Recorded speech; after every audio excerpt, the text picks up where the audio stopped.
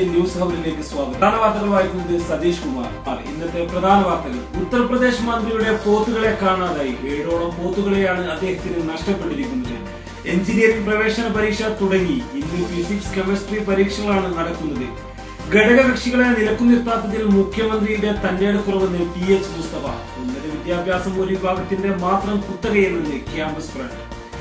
മോഡിയുടെ ശിവഗിരി സന്ദർശനം BJP RSS sponsored programme ആകുന്നതായി ആക്ഷേപം. ഇതിനൊപ്പം വേദി പങ്കിട്ടവർ മോഡിയെ വിമർശിക്കുന്നത് അപഹാസ്യമെന്ന് BJP. ന്യൂനപക്ഷ വിദ്യാർത്ഥികൾക്ക് പാസ്വേഡ് വരുന്നു.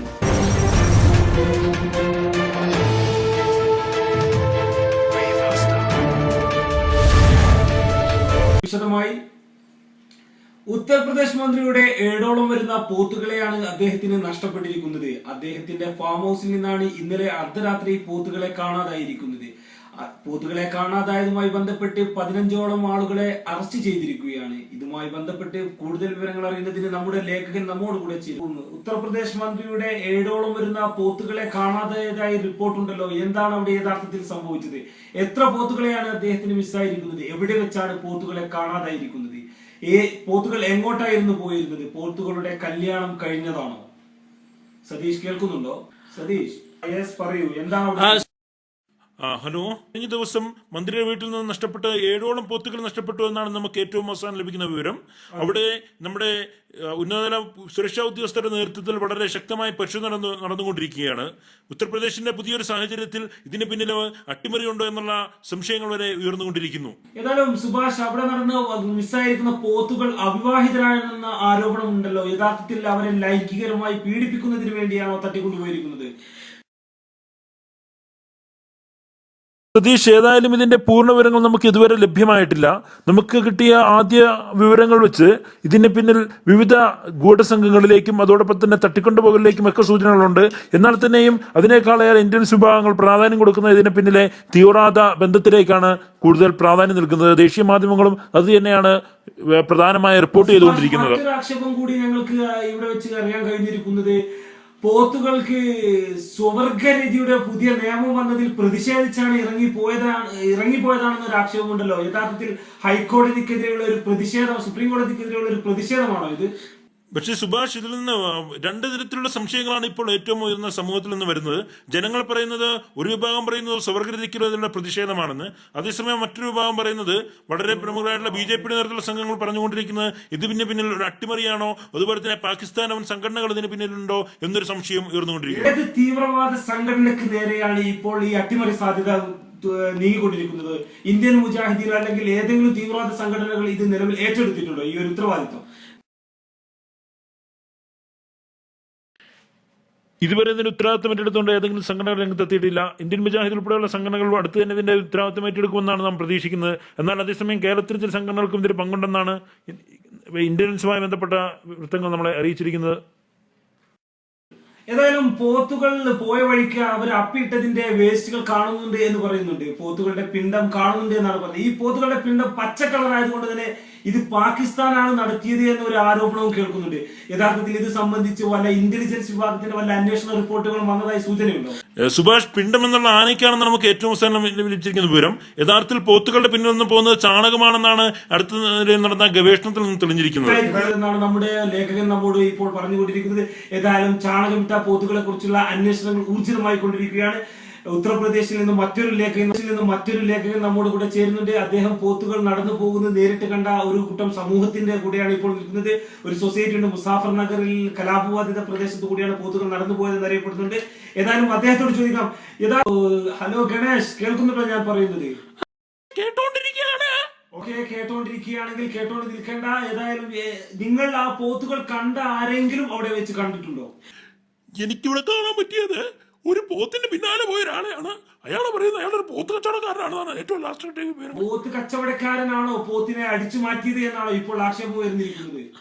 പക്ഷെ അത് പോത്ത് കച്ചവടക്കാരന്റെ അടുത്ത അങ്ങാടിയിൽ പോത്തിനെ വെട്ടാൻ കൊണ്ടുപോയതാണ് എന്ന് പറയുമ്പോൾ പോത്തിനെ വെട്ടിമുറിച്ച് വിൽക്കാനുള്ള ശ്രമമാണ്, തീവ്രവാദ ശ്രമമാണ് ഇപ്പോൾ നടന്നുകൊണ്ടിരിക്കുന്നത്. പോത്ത് കച്ചവടക്കാരൻ എന്ന ലേബലിൽ ഇന്ത്യൻ മുജാഹിദീനിലോ അല്ലെങ്കിൽ ലഷ്കർ-എ തൊയ്ബയിലോ പെട്ട ആളുകളാണ് പോത്തിനെ കടത്തിയിരിക്കുന്നതാണ് അവസാനമായി നമുക്ക് ലഭിച്ചിരിക്കുന്ന വിവരം. ഏതായാലും ഫാം ഹൗസിലെ നമ്മുടെ ലേഖൻ വീണ്ടും നമ്മോട് കൂടെ ചേരുന്നു. ഫാം ഹൗസിലെ ലേഖൻ പുതിയൊരു അറിവ് കൂടി ഇപ്പോൾ ലഭിച്ചിരിക്കുകയാണ്. ലഷ്കർ-എ തൊയ്ബ അടക്കമുള്ള പോത്ത് വെട്ടുകാരാണ് ഈ പോത്തിനെ തട്ടിക്കൊണ്ടുപോയിരിക്കുന്നത് എന്ന പുതിയ അറിവാണ് ഇപ്പോൾ നമുക്ക് ലഭിക്കാൻ കഴിഞ്ഞിരിക്കുന്നത്. യഥാർത്ഥത്തിൽ ഇത് സംബന്ധിച്ച വല്ല അന്വേഷണവും പാർലമെന്റ് മേഖലയിൽ നിന്ന് ഉണ്ടായിട്ടുണ്ടോ? പ്രധാനമന്ത്രി അടക്കമുള്ളവർ ഇന്ന് അതുമായി സംബന്ധിച്ച് ശീത ഉച്ചകോടി പാർലമെന്റിൽ ചേരുന്നുണ്ട്. ഇത് സംബന്ധിച്ച് എന്തെങ്കിലും വിവരങ്ങൾ നമുക്ക് ലഭ്യമായിട്ടുണ്ടോ?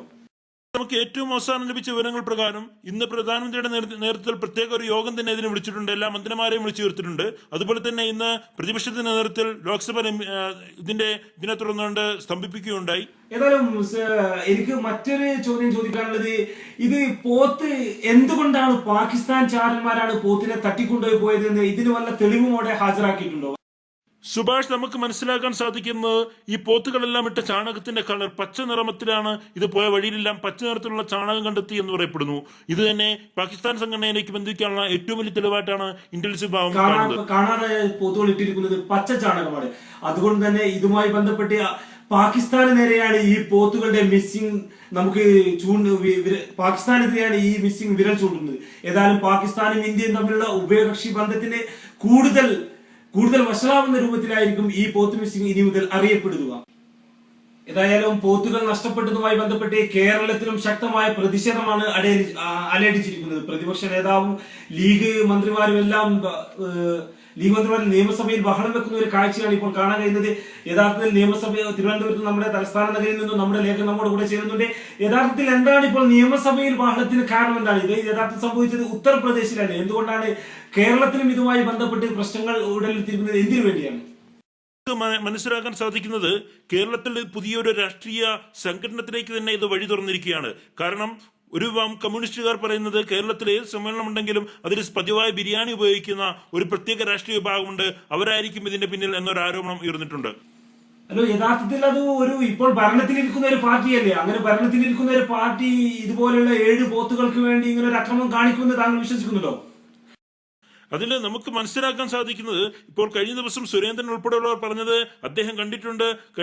ഇവിടെയുള്ള ഒരു പ്രമുഖ നേതാവിന്റെ മന്ത്രിയുടെ വീടിന്റെ പുറകിൽ പോത്തിന്റെ തല കണ്ടെത്തായി അദ്ദേഹം ആരോപിക്കുന്നുണ്ട്. അങ്ങനെയാണെങ്കിൽ ക്ഷേത്രത്തിൽ വെച്ചൊക്കെ കണ്ടെത്തിയിട്ടുണ്ട്. ഒരു സാമാന്യ ബുദ്ധി ഉപയോഗിച്ച് നമ്മൾ ചിന്തിച്ചാൽ പോത്തിന്റെ തല കണ്ടെത്തിയത് പോത്തുകളെ മിസ്സായതുമായി ബന്ധപ്പെടുത്തി നമുക്ക് വാർത്തയാക്കാൻ കഴിയുമോ?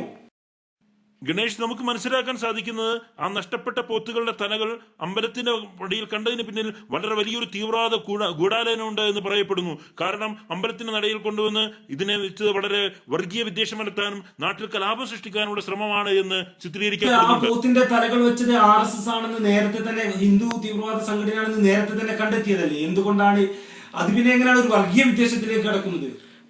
പക്ഷെ നമുക്ക് ഏറ്റവും നല്ലത് ഇപ്പോൾ നമുക്ക് മനസ്സിലാക്കാൻ സാധിക്കുന്നത്, ഇപ്പോഴത്തെ ഒരു നിലവിലൊരു സാഹചര്യത്തിൽ അതിന് തീവ്രവാദമായിട്ട് ബന്ധപ്പെടുത്താനാണ് ഏറ്റവും കൂടുതൽ ആളുകൾ ആഗ്രഹിക്കുന്നത്. ഇതിനെ സംബന്ധിച്ച് സാംസ്കാരിക നായന്മാരും പറയുന്നതും അങ്ങനെ ബന്ധപ്പെട്ട് ശക്തമായ കോളിളക്കമാണ് ഇന്ത്യയിൽ അടുത്ത പാർലമെന്ററി ഇലക്ഷന് വരാൻ പോകുന്നത്. നമ്മുടെ ഈ ഫാം ഹൗസിൽ നിലവിൽ ബാക്കി 1500ഓളം പോത്തുകൾ നിലവിലുണ്ട്. ഈ പോത്തുകൾക്ക് ഏതെങ്കിലും തരത്തിലുള്ള സുരക്ഷാ ഭീഷണിയുണ്ടോ, അല്ലെങ്കിൽ വല്ല സുരക്ഷയും ഉറപ്പുവരുത്തിയിട്ടുണ്ടോ? ഹലോ, കേൾക്കുന്നുണ്ടോ? ഹലോ, അത് നമുക്കിപ്പോൾ ഏറ്റവും ലാസ്റ്റ് ലഭിച്ച വിവരം, നമ്മുടെ ആഭ്യന്തരമന്ത്രി പറഞ്ഞത് എല്ലാ പോത്തുകൾക്കും ഇസഡ് കാറ്റഗറി സുരക്ഷ നൽകുമെന്നാണ് അദ്ദേഹം അറിയിച്ചിരിക്കുന്നത്. അതുപോലെ തന്നെ അവിടത്തേക്ക് ഒരു പ്രത്യേക സുരക്ഷയ്ക്ക് വേണ്ടി ഇന്ത്യയിൽ നിന്ന് പ്രത്യേക കമാൻഡോകളെ വരെ നിയമിക്കാൻ തീരുമാനമായിട്ടുണ്ട്. സുഭാഷ്, കാര്യങ്ങൾ വിശദമായി ഇരിക്കുകയാണ്. ഏതായാലും പോത്തുകളെ തട്ടിക്കൊണ്ടുപോയിരിക്കുന്നത് പാകിസ്ഥാൻ തീവ്രവാദ സംഘടനയാണെന്നാണ് അറിയാൻ കഴിഞ്ഞിരിക്കുന്നത്. പച്ച ചാണകമാണ് ഇതിന് തെളിവായിട്ട് നമ്മുടെ ഫോറൻസിക് ഡിപ്പാർട്ട്മെന്റും സുരക്ഷാ ഉദ്യോഗസ്ഥരും കണ്ടെത്തിയിരിക്കുന്നത്. ഏതായാലും ഇതുമായി ബന്ധപ്പെട്ട് കൂടുതൽ അന്വേഷണങ്ങൾ കേരളത്തിലേക്കും നടക്കാൻ സാധ്യതയുണ്ട്. കേരളത്തിലെ ചില തീവ്രവാദി സംഘടനകൾക്കും ഇതുമായി ബന്ധമുണ്ടെന്നാണ് അവസാനമായി നമുക്ക് അറിയാൻ കഴിഞ്ഞിരിക്കുന്നത്. ഏതായാലും നമുക്ക് അടുത്ത ന്യൂസിലേക്ക് പോകുന്നതിന് മുമ്പ് ഒരു ഇടവേള.